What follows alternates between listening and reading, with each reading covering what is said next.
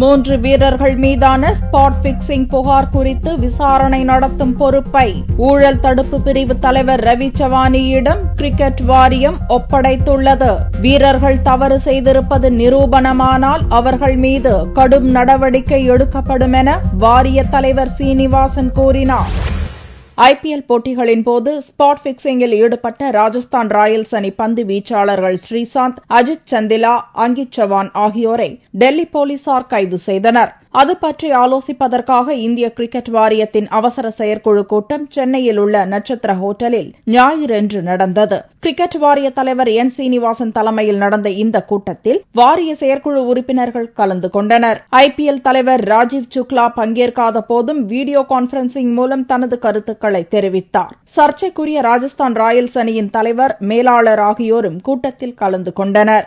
2 மணி நேரம் நடந்த இந்த கூட்டத்துக்கு பிறகு BCCI தலைவர் சீனிவாசன் நிருபர்களை சந்தித்தார். 3 வீரர்கள் மீதான ஸ்பாட் பிக்சிங் புகார் குறித்து விசாரிக்க கிரிக்கெட் வாரியத்தின் ஊழல் தடுப்பு தலைவர் ரவி சவானியை நியமிப்பதாக தெரிவித்தார். ரவி சவானி அளிக்கும் விசாரணையின் அடிப்படையில் 3 வீரர்கள் மீது நடவடிக்கை எடுக்கப்படும் என்றும், ஸ்பாட் பிக்சிங் குற்றம் நிரூபணமானால் கடுமையான நடவடிக்கை எடுக்க தயங்க மாட்டோம் எனவும் சீனிவாசன் தெரிவித்தார்.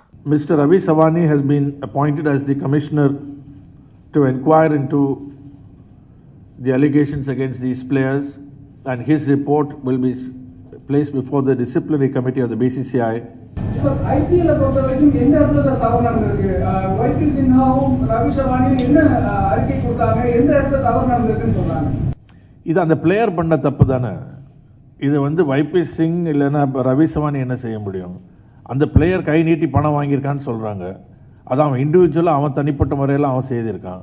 கைதான 3 வீரர்களுக்கு எதிராக முறைப்படி ராஜஸ்தான் ராயல்ஸ் அணி சார்பில் போலீசில் புகார் செய்வதெனவும் கூட்டத்தில் முடிவு செய்யப்பட்டுள்ளதாக சீனிவாசன் கூறினார். புரோக்கர்கள் மீது நடவடிக்கை எடுக்கும் அதிகாரம் கிரிக்கெட் வாரியத்துக்கு இல்லை என்றும், போலீஸை போல தங்களால் தகவல்களை சேகரிக்க முடியாது என்றும் கூறிய சீனிவாசன், அதே நேரத்தில் புரோக்கர்களை வீரர்களிடம் அணுக விடாமல் செய்வதற்கான நடவடிக்கைகளை எடுப்போம் என்றும் தெரிவித்தார். But not being a police organization, not having the powers that the governmental agencies have or the law enforcement agencies have, we are not in a position.